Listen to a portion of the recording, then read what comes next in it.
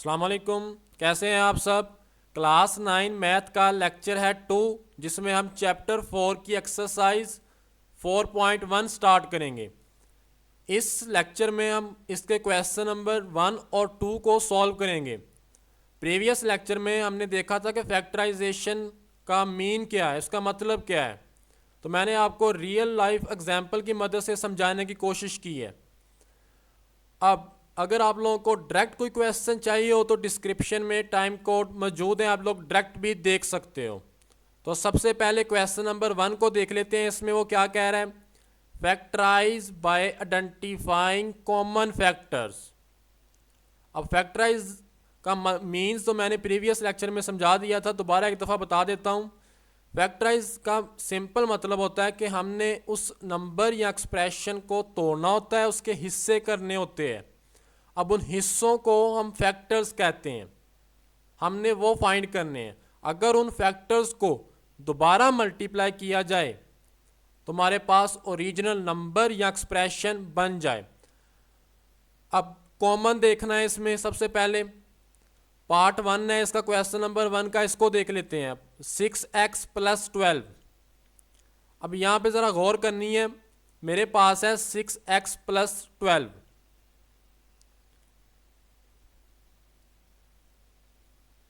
क्या 6 के टेबल में 12 आता है? आता है। आप लोगों ने लिखना किस तरह है फिर इसको? सॉल्व लिखने के बाद एक दफ़ा दोबारा क्वेश्चन लिख लिया करो।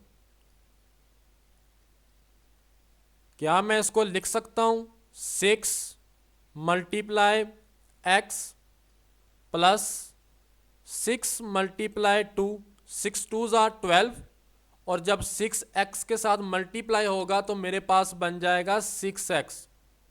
अब यहाँ पे ज़रा गौर करो तो मेरे पास 6 कॉमन आ रहा है, ऐसे ही है ना। तो आप लोगों ने ले लेना यहाँ से 6 को कॉमन। आप लोग इंग्लिश में भी लिख सकते हो टेकिंग बाय टेकिंग 6 कॉमन। नहीं लिखना तो आप लोग डायरेक्ट भी लिख सकते हो। 6 मैंने यहाँ से कॉमन ले लिया, क्या बचा मेरे पास? x + 2। ये मेरे पास इसका आंसर आ गया है। अब मैंने कहा था फैक्टराइजेशन में कि अगर उन फैक्टर्स को दोबारा मल्टीप्लाई किया जाए तो हमारे पास ओरिजिनल मीन्स के क्वेश्चन दोबारा बन जाए। करके देख लो इनको दोबारा मल्टीप्लाई। 6 को जब x से मल्टीप्लाई करोगे तो 6x, 6 2s are 12। ये मेरे पास दोबारा क्वेश्चन ही बन गया। समझ आइए। तो ये था मेरे पास इसका पार्ट 1। अगर आप लोगों को किसी भी क्वेश्चन में की समझ ना आए तो बता देना, मैं वो चीज़ वो क्वेश्चन दोबारा आपको समझाने की कोशिश करूँगा। ये मेरे पास इसका था राइट आंसर। नेक्स्ट है क्वेश्चन नंबर 2। 15x² + 20। इसको भी सॉल्व करते हैं।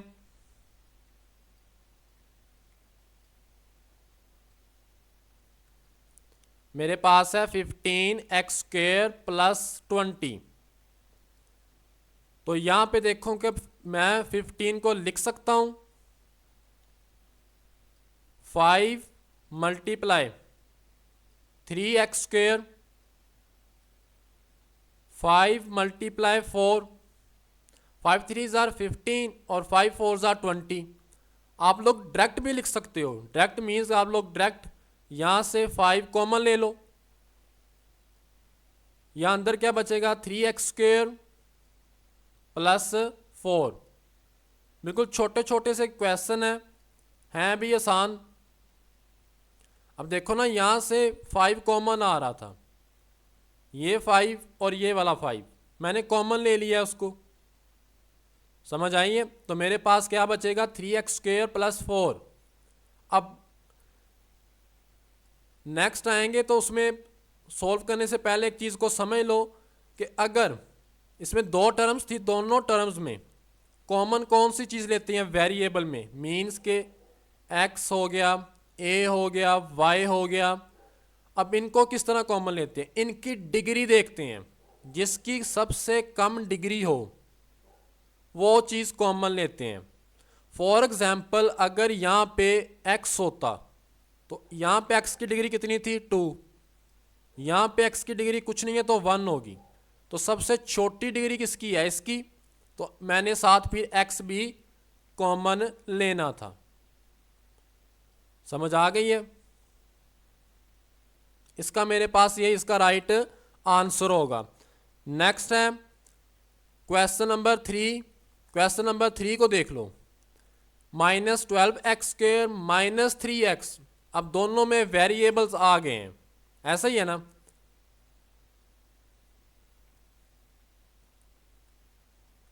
आप लोगों ने लिखना है सॉल्व, एक दफा क्वेश्चन दोबारा लिख लेना है। -12x² -3x। क्या 3 के टेबल में 12 आ रहा है या 3 12 को मुकम्मल तौर पर डिवाइड कर रहा है। ये मैंने प्रीवियस लेक्चर में भी एग्जांपल ली थी, तो मैंने आप लोगों को समझाया था फैक्टर का मतलब क्या है। समझ आई है। तो यहाँ से मैं ले सकता हूँ कॉमन, क्या चीज़ आएगी, एक तो माइनस ले लेंगे। अभी समझा के हटाऊँ वेरिएबल किस तरह कॉमन लेते हैं। एक है x की डिग्री 2 और एक जिसकी डिग्री कुछ ना उधर 1 होती है। तो सबसे छोटी डिग्री किसकी है, 1 है। एक तो x आ गया साथ। अब 3 के टेबल में 12 भी आता है तो 3 भी कॉमन ले लेना है।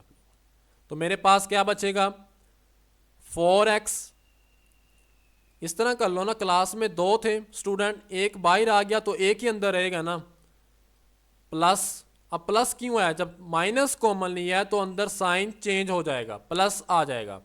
और 3 1s आर 3 और x पहले ही बाहर मौजूद है, तो ये मेरे पास इसका राइट आंसर होगा। समझ आइए। दोबारा इनको मल्टीप्लाई करवा के देख लो। -12x² ± -3x को जब 1 से मल्टीप्लाई करेंगे तो 3x आ जाएगा। समझ आइए। यही मेरे पास इसका राइट आंसर है। नेक्स्ट देखते हैं क्वेश्चन नंबर 1 के पार्ट 4 को। इसमें देखो ज़रा, 4 है और 8 है। मैं 2 भी कॉमन ले सकता हूँ, 2 के टेबल में भी दोनों आ रहे हैं, फिर दोबारा कॉमन लेना पड़ेगा। 4 के टेबल में भी 8 आता है और साथ हैं वेरिएबल्स a और b।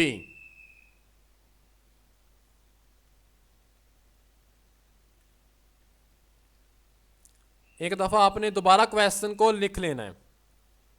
4a² b + 8ab²। तो यहाँ से कॉमन क्या आ रहा है, 4 आ रहा है।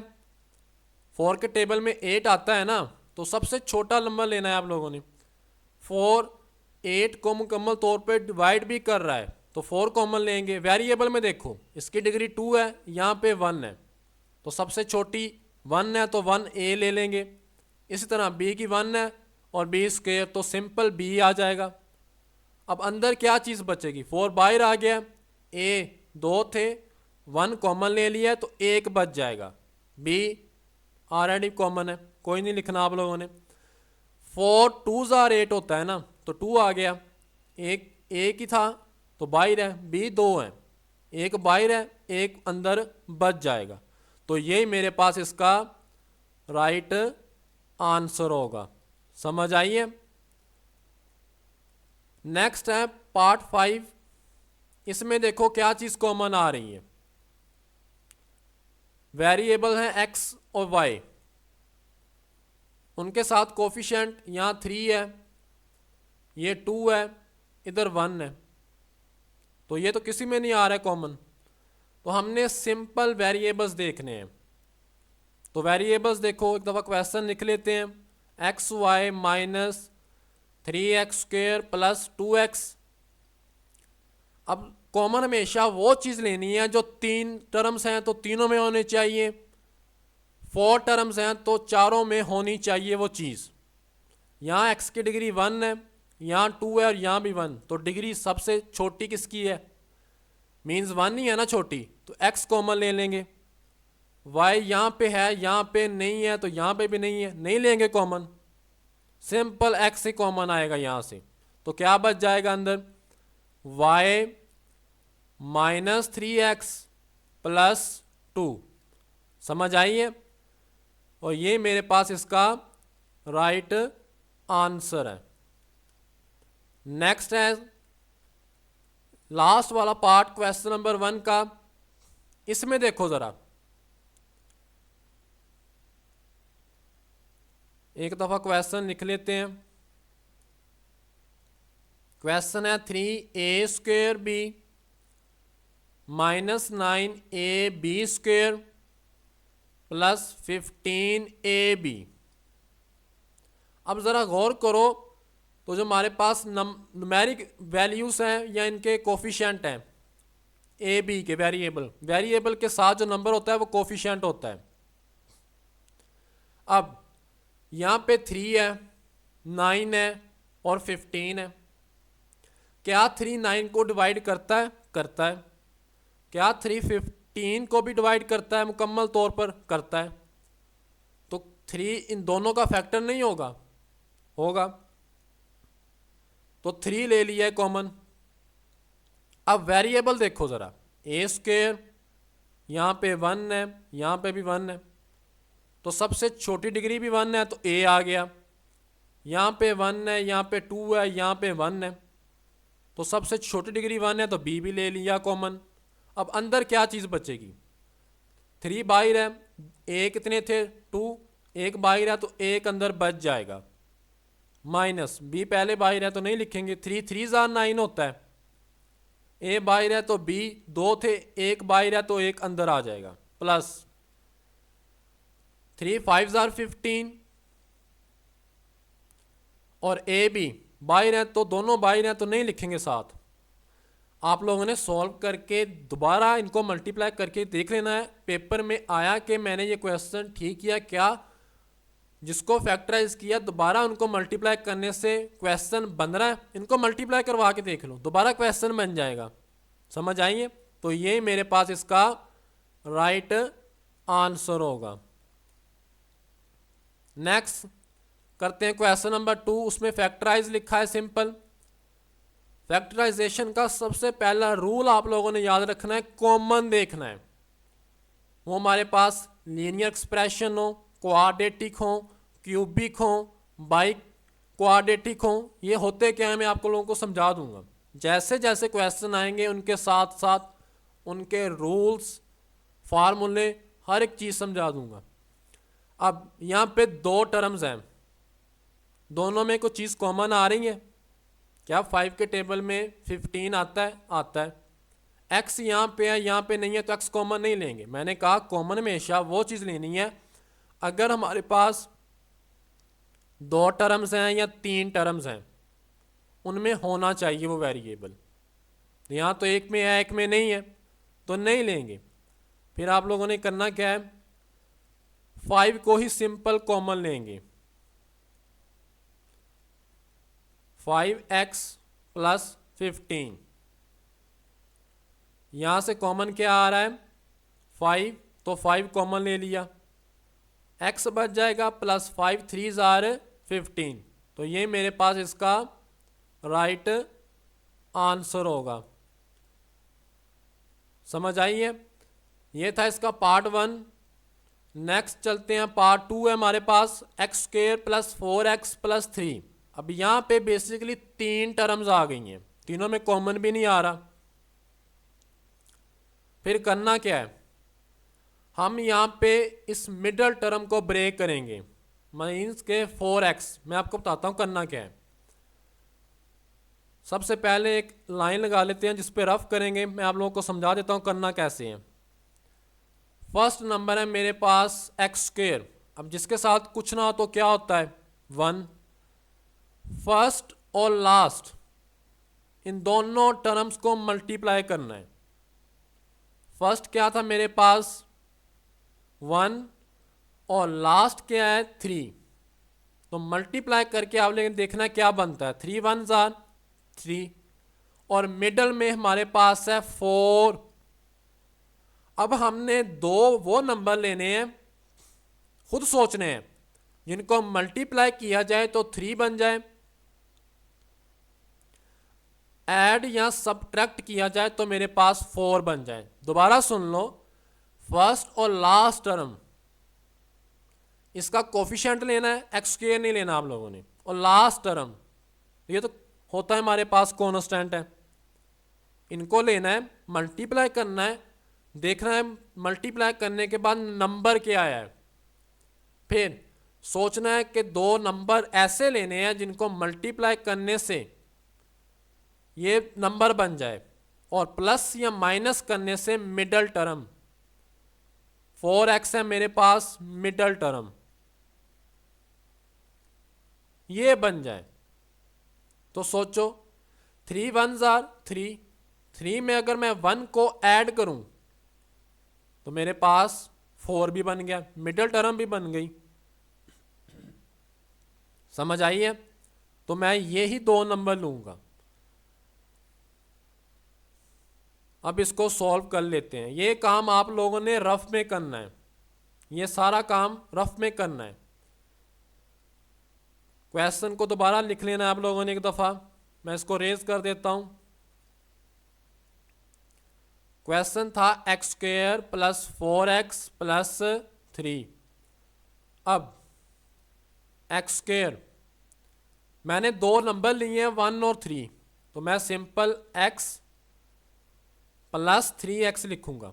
अब मैंने यहाँ पे x क्यों लिखा है ना, क्वेश्चन बनता है यहाँ पे, तो मैंने इनके साथ कोई वेरिएबल नहीं लिखा था, मैं मिडल टर्म बननी चाहिए, फैक्टराइजेशन के रूल को नहीं तोड़ना। मैं अगर यहाँ पे मैं ना लिखूं तो मेरे पास 1 + 3 लिख लूँ तो मेरे पास जस्ट 4 बनेगा, साथ मुझे x भी चाहिए, तो इसलिए मैंने अब ऐड करने से स्क्वायर नहीं बनता, हमारे पास होता है a × a स्क्वायर होता है। अगर a + a हो तो वो 2a बन जाता है। समझ आइए? तो ये मेरे पास 4x दोबारा बन जाएगा।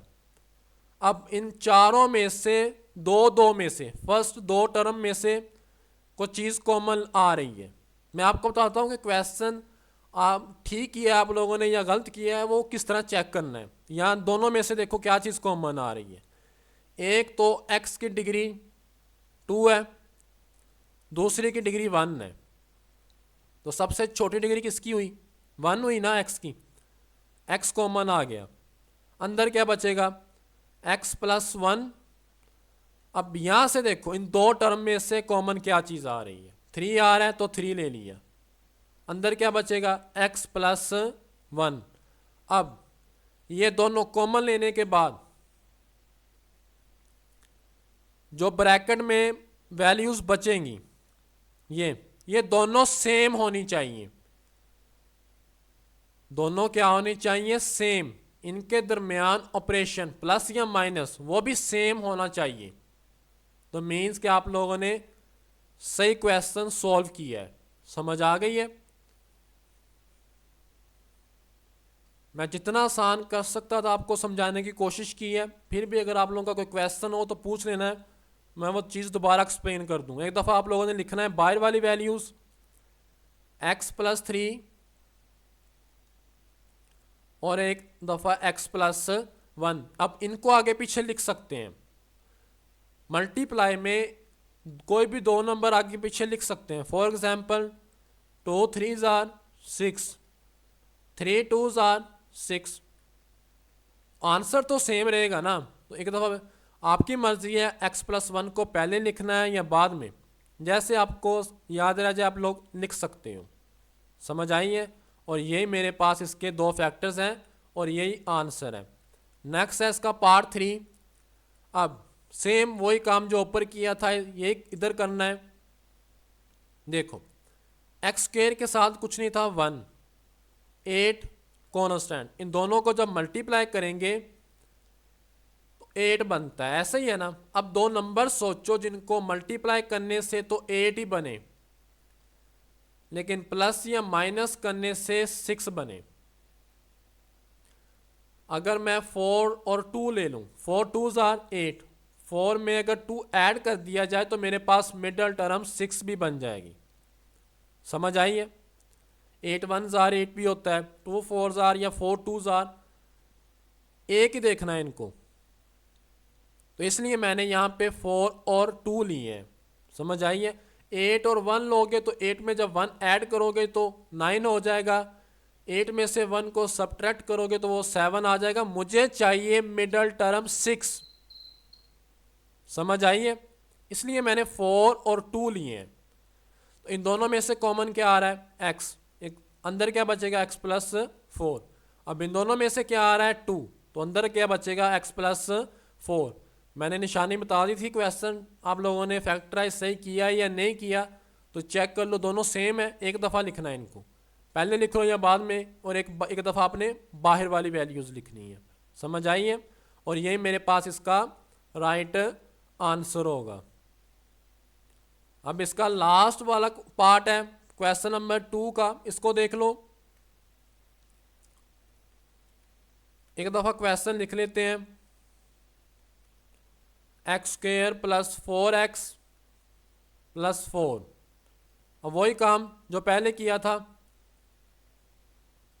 रफ कल आप लोगों ने करना है कि 2 दफ़ा क्वेश्चन को करोगे रफ तो प्रैक्टिस हो जाएगी, फिर आप लोग डायरेक्ट ही सॉल्व कर लिया करोगे। अब एक्स स्क्वायर के साथ कुछ नहीं है तो 1 है और लास्ट पे 4 है।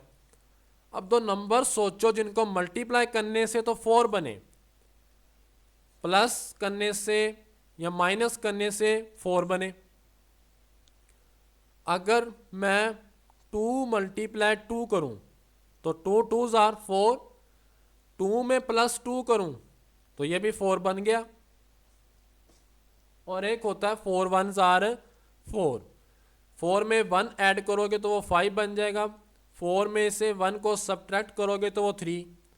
ना मेरी मिडल टर्म में 3 है ना 5 है, इसलिए 3 और 5 को नहीं लेना आप लोगों ने, समझ आइए। तो मैं 2 और 2 को ही लूंगा, x square plus 2x plus 2x plus 4।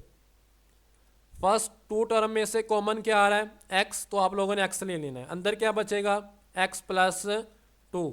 अब इन दोनों में से देखो क्या चीज़ कॉमन आ रही है, 2 आ रहा है तो 2 ले लेना है, अंदर क्या बचेगा x और 2 2s आर 4, दोनों सेम है, एक दफ़ा लिख लेने अंदर वाले और एक दफ़ा बाहर वाली वैल्यूज़। अब दोनों सेम है तो जब a मल्टीप्लाई a होता है तो मेरे पास क्या आता है a मल्टीप्लाई a स्क्वेयर बनता है ना, ये दोनों टर्म्स फैक्टर्स मल्टीप्लाई हो रहे हैं, तो क्या मैं इनको लिख सकता हूँ x प्लस 2 होल का स्क्वेयर। और ये था मेरे पास लास्ट वाला पार्ट। अगर आप लोगों को किसी भी क्वेश्चन में मसला हो, समझ ना आई हो कि किस तरह फैक्टराइज करना है तो बता देना है, मैं वो चीज़ दोबारा एक्सप्लेन कर दूंगा। वीडियो अच्छी लगी हो तो लाइक कर देना, चैनल पे नए आए तो सब्सक्राइब कर लेना। ओके, टेक केयर, अल्लाह हाफिज़।